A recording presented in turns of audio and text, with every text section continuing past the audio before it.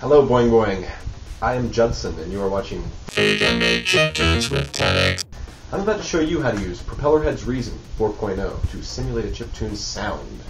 Obviously, working in software like Reason, we're not getting an authentic chiptune sound. We're more hearkening to the spirit of video game music. That being said, if you would like a more authentic sound, there's plenty of great options. Like for $30, you can pick up a Korg DS10. Too much of a glare on it. There we go. Which gives you 2 synthesizers and a drum machine, all on your Nintendo DS. That's a lot of fun to work with on the train, make some tunes. Things like a MIDI NES, which is an old Nintendo cartridge with a hole drilled in it, MIDI cable running right out the front of it, so you can use your Nintendo Entertainment System as a rack-mounted synthesizer. Or everybody's favorite, LSDJ and Nano Loop on an old Gray Boy, Game Boy here. So if you go to 8-Bit Peoples, listen to people like Bit Shifter, Null Sleep, all those great musicians working on this guy right here. So you get a sound like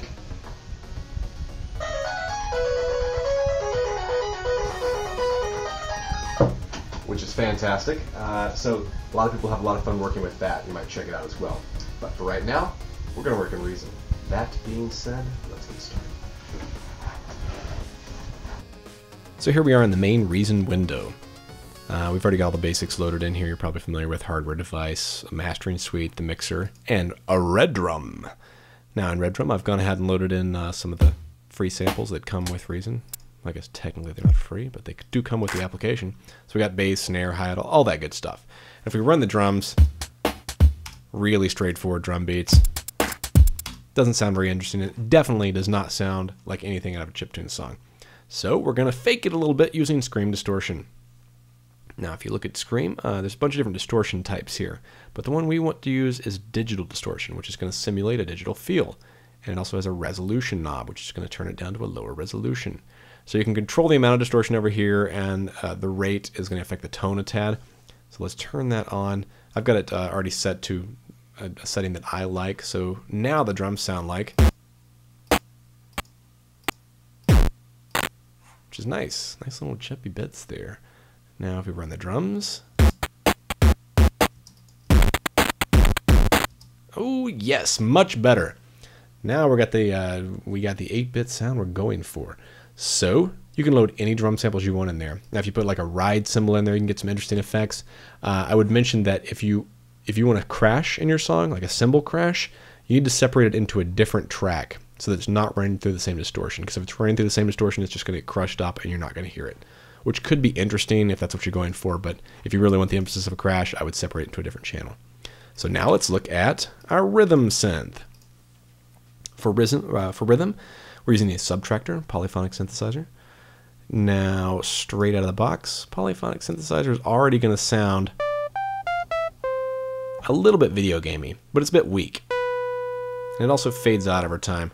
So in order to give it a more straight Nintendo feel, we're going to drag up our decay, which prevents the note from decaying over time, or losing intensity, getting softer. And we're also going to push the filter frequency all the way up, so we get a nice, harsh, flat tone. And I've also got my polyphony turned down to 1 so that no more than one note can trigger at a time.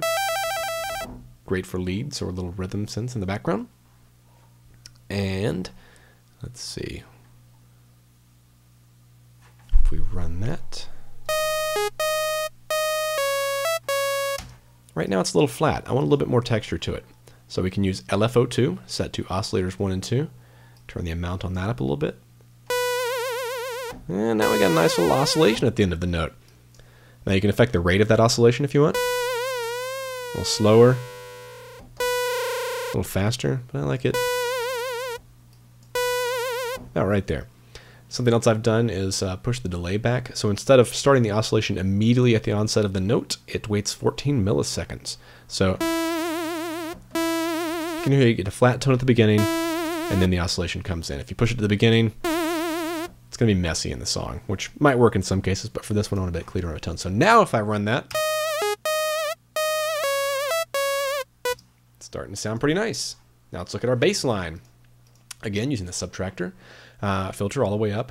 I've turned my decay down a bit here and moved the release up so that instead of getting a long drawn out tone, we get a short staccato tone.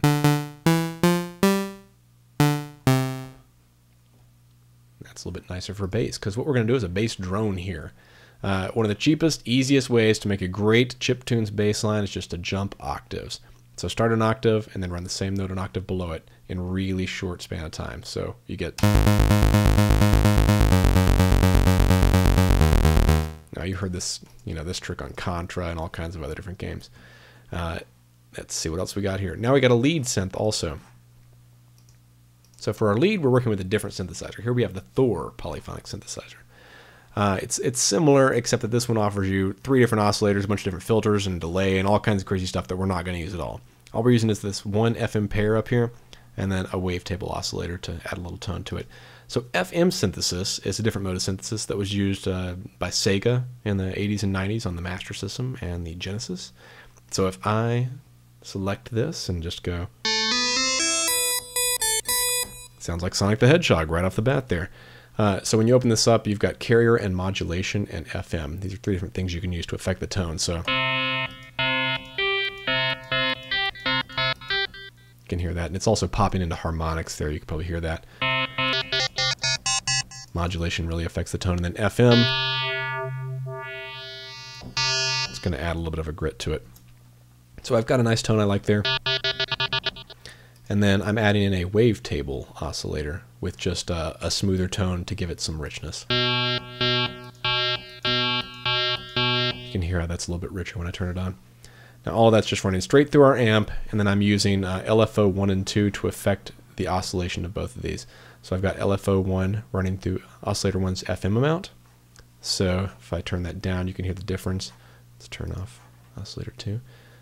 So flat tone with oscillation.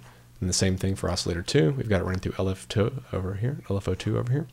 So if we turn it off, if we turn it back up, a little more subtle. And then together. So if I run that lead,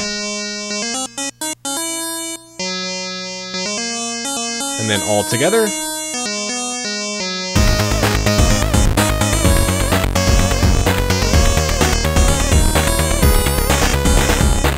and that's the basics. In the next tutorial, I'll cover some stuff like making pads and duplicating leads and doing some layering, that kind of thing, emphasizing things a bit. So stay tuned.